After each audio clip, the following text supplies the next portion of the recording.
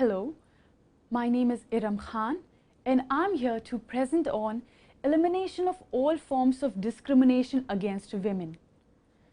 The principles of equality and non-discrimination form the basis of all human rights instruments and cut across all the rights found within human rights treaties, influencing both the interpretation and enjoyment of rights.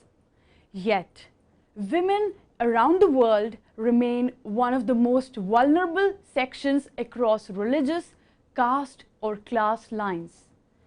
The cycle of discrimination and deprivation against women starts even before she is born. It begins in the womb of her mother and ends only on her deathbed. All her life, she faces prejudice, violence and neglect. Women constitute one half of humanity, yet they have limited access to health, education, and to other denominators of quality of life. Their representation in the political arenas remains limited and restricted still. Various harmful practices like female genital mutilation, dowry deaths, honor killings, child marriages, etc. violate the basic human rights of women. The burning need of the hour is to develop and implement an enduring innovation to ensure the all-round development of women, for only when women will grow to their complete potential can the world at large progress well. Now, coming to the learning outcome. By the end of this module, you should be able to explain about the international conferences on women, list out the major human rights commitments relating to women and the rights provided to women thereunder, especially under Convention on Elimination of All Forms of Discrimination Against Women, India's commitment to the cause of women, and critically analyze the effectiveness of human rights framework with respect to women. Now, history of international conferences on women. When United Nations was born, the struggle for gender equality was in the nascent stage. Even though United Nations Charter mentioned equal rights of men and women and faith in fundamental human rights, only 25 member states out of the 51 original member states gave women equal voting rights and allowed women to hold public offices. At first, under the auspices of Commission on Human Rights, a subcommission on the status of women was instituted in 1946. Later, it received the standing of the Commission on the Status of Women with the purpose to prepare recommendations and reports to the Economic Social Council on promoting women's rights in political, economic, civil, social and educational fields, and to make recommendations on urgent problems requiring immediate attention in the field of women's rights. To bring up the cause of gender equality more vigorously before the international community, United Nations over the period convened some major conferences on women's rights, which are as follows. The First World Conference on Women, Mexico City, 1975. The First World Conference on Women was planned in Mexico City in 1975 to coincide with the International Women's Year. In the wake of Mexico City Conference, the United Nations General Assembly declared 1976 to 1985 as the UN Decade for Women and established a voluntary fund for decade. The increasing momentum around women's issues helped to ensure that the women's perspective was recognized in some of the other world conferences held in 1970s and the UN's various specialized agencies. The United Nations also undertook systemic collection of data on the situation and circumstances of women all over the world. thereby amassing a wealth of new information relevant to women. Second World Conference on Women, Copenhagen, 1980. It was intended as a follow-up meeting to review and appraise the targets set in Mexico City. 145 member states gathered for the mid-decade World Conference of the United Nations for Women in Copenhagen, Denmark. It focused on employment, health, and education. A program of action called for stronger national measures to ensure women's ownership and control of property, as well as improvements in protecting women's rights to inheritance, child custody, and nationality. During the conference, the debates reflected the typical political blocs. The developed countries were more into emphasizing equality between men and women. On the other hand, the developing countries were stressing for social and economic development as having been necessary to improve the status of women. Third World Conference on Women, Nairobi, 1985. The World Conference to review and appraise the achievements of the United Nations Decade for Women, Equality, Development and Peace opened in Nairobi, Kenya in 1985 with a mandate to establish concrete measures to overcome the obstacles for achieving the decade's goal. Governments agreed by consensus to adopt 372 paragraph Nairobi forward-looking strategies for the advancement of women, a blueprint for the future of women development. This conference also saw the transformation of voluntary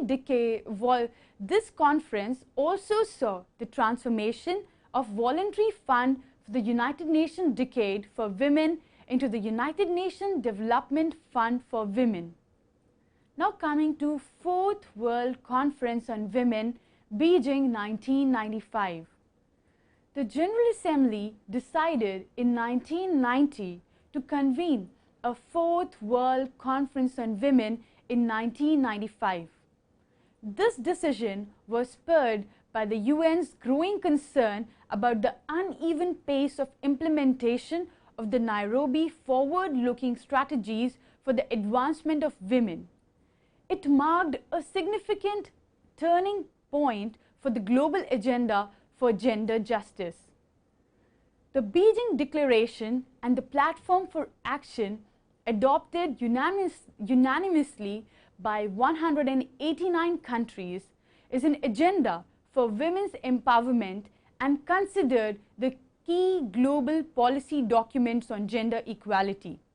It sets strategic objectives and actions for the advancement of women under the achievement of gender equality in 12 critical areas of concern, which are: first, the persistent and increasing burden of poverty on women; second, inequalities, inadequacies in and unequal access to education and training; third, inequalities, inadequacies and unequal access to healthcare and related services; fourth, violence against women; fifth, the effects of armed conflict or other kinds of conflict on women, including those living under foreign occupation; sixth, inequality in economic structure and policies in all forms of productive activities and in access to resources; seventh, inequality between men and women in the sharing of power and decision making at all levels;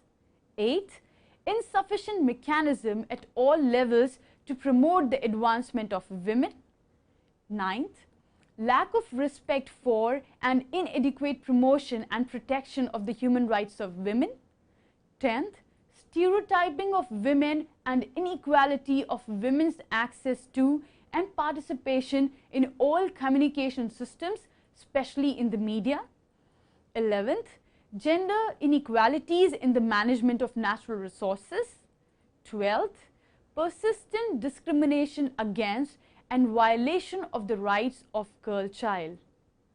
A follow-up up to Beijing was seen in 2000, 2005 and 2010. Now coming to major human rights commitments and women. All international human rights treaties and conventions have a common provision with regard to gender-based discrimination being in strict violation of the idea of universality of the human rights. To begin with, the United Nations Charter. The preamble to the United Nations Charter that provide for faith in fundamental human rights, in the dignity and worth of human person, in the equal rights of men and women. Article 1 of the United Nations Charter, laying forth the purposes of United Nations, mentions under Clause 3 to achieve international cooperation in promoting and encouraging respect for human rights and fundamental freedoms for all, without distinction as to race, sex, language, or religion. The Universal Declaration on Human Rights under Article 1 provides, all human beings are born free and equal in dignity and rights. Article 2 of UDHR affirmed that everyone is entitled to all rights and freedoms proclaimed without distinction of any kind, and sex is among the illustrative grounds of prohibited distinction. The International Covenant on Civil and Political Rights and International Covenant on Economic, Social and Cultural Rights. The International Covenant on Civil and Political Rights and the International Covenant on Economic, Social and Cultural Rights provide for similar rights under Article 2.1 and Article 2.2 respectively. Both the covenants under Article 3 contain a specific provision recording the undertaking of states parties to ensure the equal rights of men and women to the enjoyment of all rights set forth in the covenant. The Civil and Political Rights Covenant under Article 26 contain a guarantee of equality before the law and equal protection of the law, and in this respect requires that national law prohibit any discrimination and guarantee to all persons equal and effective protection against discrimination on any ground. Some other conventions of concern to women are Convention for Separation of Traffic in Persons and the Exploitation of the Prostitution of Others, International Labour Organization Convention on Equal Remuneration for Men and Women Workers for Work of Equal Value, Convention on the Political Rights of Women, ILO Convention on Discrimination in Respect of Employment and Occupation, UNESCO Convention on International Convention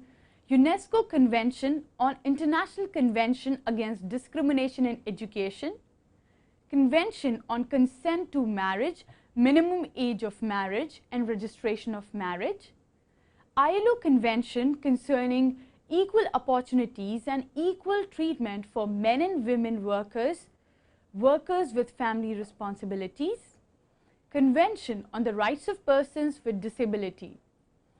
Now coming to Convention on the Elimination of All Forms of Discrimination Against Women. When we analyze the entire human rights regime from the perspective of women, then we find that the most important international human rights convention is the Convention on the Elimination of All Forms of Discrimination Against Women.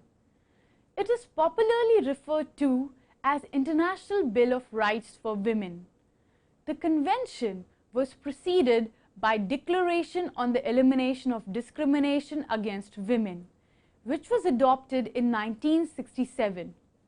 The convention comes in as a potent weapon to ensure respect for the principle of gender equality at the global level. The convention was adopted by United Nations General Assembly on 18 December 1979 and it came into force on 3rd September 1981 in accordance with Article 27.1 of CEDAW, after getting ratification from 20 states. As of October 2014, there are 188 countries party to this convention. Some of the salient features of Convention on the Elimination of All Forms of Discrimination Against Women are: firstly, it is an elaborative treaty that covers a vast span of women's rights, including civil, political, economic, and social rights. It tries to strike at the base of the core issue by acknowledging in the preamble to the convention that a change in the traditional role of men as well as the role of women in society and in the family is needed to achieve full equality between men and women. Article 1 CEDAW lays out an expansive definition of the term discrimination against women.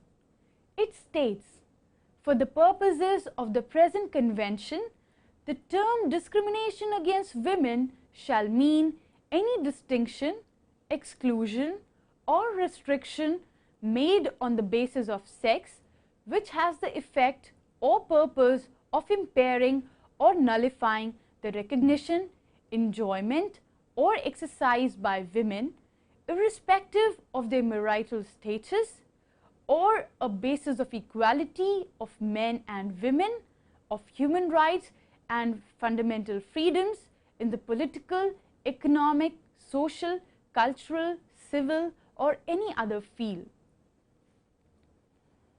Article 2 of CEDAW calls upon states to condemn and eliminate discrimination against women and to undertake various steps in this regard to ensure that the states do not follow any discriminatory practice against women. Article 7 provides civil and political rights to women, including the right to vote, right to participate in policy matters of the government, and right to participate in non-governmental organizations and associations. Article 10, 11, and 12 call upon states to respond appropriately to eliminate discrimination against women in the field of education, employment, and healthcare, respectively. Article 14 looks into the special needs of rural women and entrusts states to secure the application of CEDAW to rural areas. Article 15 states that women shall enjoy equality before the law, and any contract or private instrument restricting the legal capacity of women to enter into contract would be null and void. The CEDAW has tried to cover the normally left out rights and is all inclusive of economic and social rights which are denied to women in a more likely fashion. Article 5 is an overarching provision that calls upon states to take all appropriate measures to modify the social, cultural. Article 5 is an overarching provision that calls upon states to take all appropriate measures to modify the social and cultural patterns of conduct of men and women with a view to achieving the elimination of prejudices and customary and all other practices which are based on the idea of the inferiority or superiority of either of the sexes or on the stereotyped roles of men and women. Article 16 is yet another attempt to place women on equal footing with men in matters of marriage and family relations. It provides for equal rights to both men and women to enter into marriage and to choose a spouse.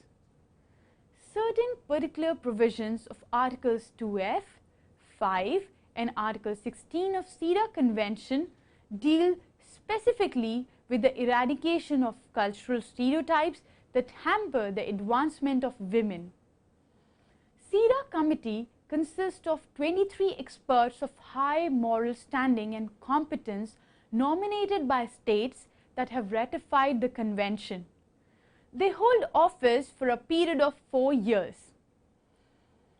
These members serve in their individual capacity and not as the representative of the states which nominate them.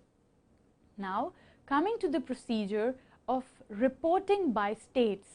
Article 18 of the Convention mandates all state parties to submit a report to the Secretary General of United Nations within 1 year after they have ratified the Convention on the legislative, judicial, administrative or other measures which they have adopted to give effect to the provisions of CEDAW and the progress made in that respect. The reports needed to be submitted at least every 4 years or whenever CEDAW committee requests the state to submit.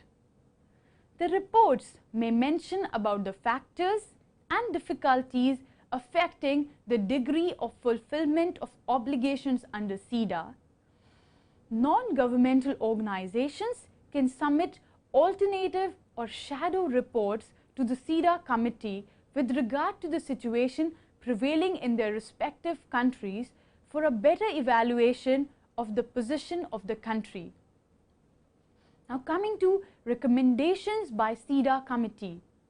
Article 21 of CEDAW urges CEDAW committee to submit its report every year to the General Assembly through the Economic and Social Council about its working and to make suggestions and recommendations after studying the reports and informations received from the state parties.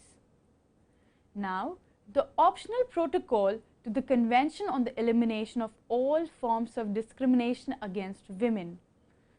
In October 1999, the General Assembly endorsed an optional protocol to the Convention.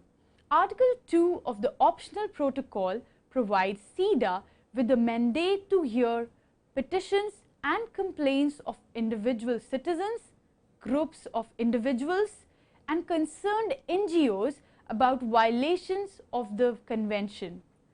In practice, this protocol enables women victims of gender discrimination to submit complaints to an international treaty body. The protocol entered into force in December 2000 after 10 states had ratified it. As of October 2014, the protocol has 105 state parties. Prior to the introduction of the optional protocol, there was no mechanism through which individuals could complain to the committee about the violation of their rights under CEDAW. Now, we'll discuss India's commitment to the cause of women. India is the signatory to the major human rights instruments pertaining to women, including Convention on the Elimination of All Forms of Discrimination against Women, and is thus bound by the norm of equality and non-discrimination between men and women. India ratified CEDAW on 9th July 1993 with 2 declaratory statements and 1 reservation. Article 14, 15 and 16 of the Indian Constitution are worth mentioning with regard to gender equality. Now, we'll discuss some important case laws.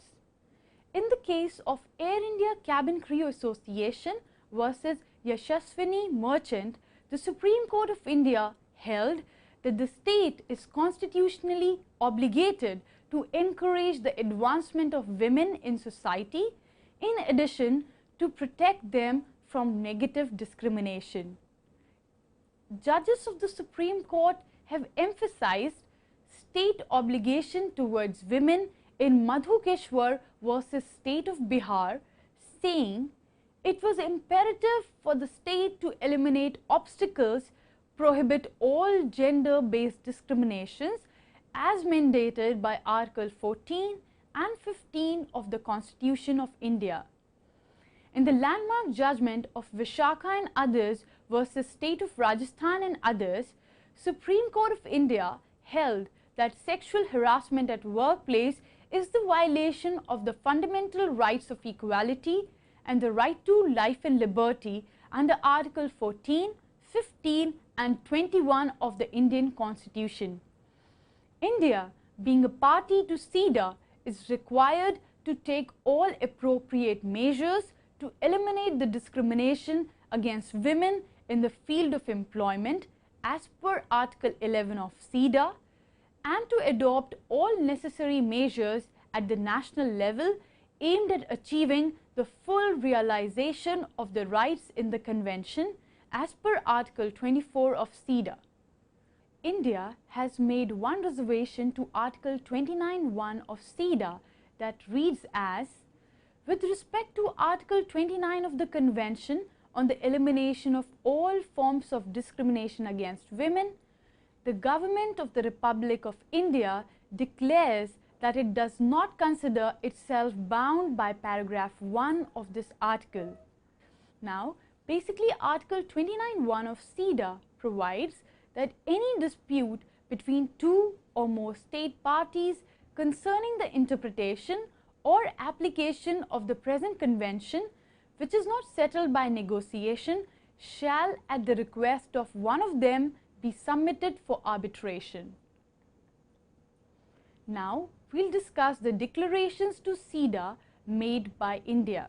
The two declarations made by India with respect to CEDAW are a hindrance in its goal of gender equality. The first declaration has been made to Article 5A and Article 16(1). These provisions of CEDAW Convention emphasize the government's obligation to eliminate cultural practices and customs that discriminate against women. The Indian government has declared its inability to do so without the consent and initiative of individual communities. The second declaration has been made to Article 16(2). Under this declaration, the Government of India indicates its helplessness to comply with the requirement for compulsory registration of marriages because of the vastness of the country and the existence of illiteracy. Now, we'll have a look into the critical appraisal of human rights framework with respect to women. Why the whole concept of women's human right when we have a full regime of human rights? Why do women require a special mention? Are not women humans? And when they are humans, why do they need a complementary regime of women's rights? Are these women's rights different from human rights? Well, to answer these questions, we'll look into the critical appraisal of human rights. The study of women's rights is not just a study of a catena of rights given to women, but also a way to look into the circumstances and events surrounding them that made them to lag behind by denying equal opportunities and equal access of resources to them. Several feminists describe how the human rights framework failed to look into the needs and aspirations of women. But it is not a recent phenomena, for it is as old as the inception of the modern documents pertaining to human rights which took birth under the United Nations. The first resistance in this regard was seen at the time of the drafting of Universal Declaration of Human Rights, when the Commission on the Status of Women confronted Commission on Human Rights over the referral of the word men to denote humanity and usage of phrase all men are brothers in its first article. Hilary Charlesworth and Christine Chinkin in their article The Gender of Just Cogence writes that although human rights law is regarded as a radical development in international law because of its challenge to that discipline's traditional public-private dichotomy between states and individuals, it has retained the deeper gendered public-private distinction. In the major human rights treaties, rights are defined according to what men fear will happen to them, those harms against which they see guarantees. The primacy traditionally given to the civil and political rights by Western international lawyers and philosophers is directed towards protection for men within their public life, that is, their relationship with government.